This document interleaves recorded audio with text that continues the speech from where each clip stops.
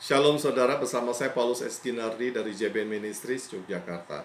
Saudara, dalam episode pertama kali ini tentang exorcism atau hal mengusir setan, ada beberapa hal yang akan saya sampaikan berkaitan dengan tugas kita sebagai pelayan Tuhan. Karena kita tahu Tuhan Yesus dalam pelayanannya begitu banyak sekali melayani orang-orang yang terikat roh-roh jahat, bahkan roh bisu dan tuli. Bahkan di rumah ibadat pada waktu Tuhan Yesus menyampaikan firman, ada orang yang kerasukan setan dan keluar dengan mengamuk. Manifestasi terjadi.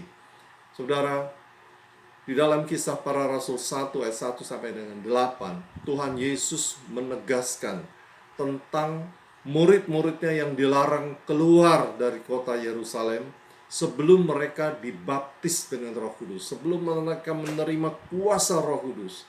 Itulah sebabnya mengapa setiap pelayan Tuhan harus diurapi dengan kuat kuasa Roh Kudus.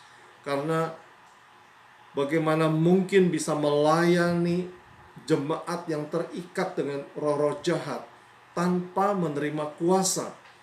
Dan penting sekali harus saya sampaikan bahwa fokus utama bukan mengusir setannya, tetapi baptisan Roh Kudus.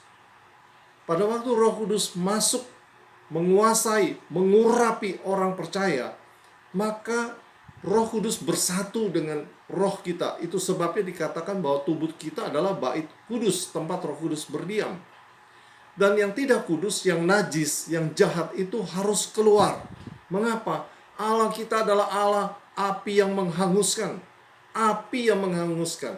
Sehingga pada waktu kuat kuasa Roh Kudus mengurapi kita oleh Tuhan Yesus, maka ada kuasa api di dalam kita. Itulah sebabnya yang jahat ini harus keluar. Saudara, dalam episode-episode berikutnya akan saya jelaskan lebih detail lagi dan juga kesaksian-kesaksian kami selama kami melayani. Banyak sekali pelayan-pelayan Tuhan yang masih menggunakan jimat-jimat dengan maksud apa yang mereka katakan adalah supaya mereka punya karisma, punya wibawa pada waktu menyampaikan firman. Saudara dapat bayangkan, ini kesaksian mereka sendiri pada waktu saya melayani satu KKR di salah satu kota dekat kota Yogyakarta ini. Tempat di mana banyak sekali sekolah-sekolah teologi, calon-calon pendeta yang dari daerah masih menggunakan jimat-jimat.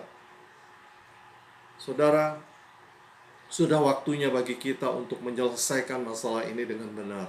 Sudah waktunya terjadi pertobatan besar-besaran, sehingga kedatangan Tuhan Yesus Kristus nanti benar-benar dapat kita persiapkan dengan baik dan benar.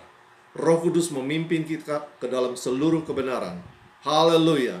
Amin.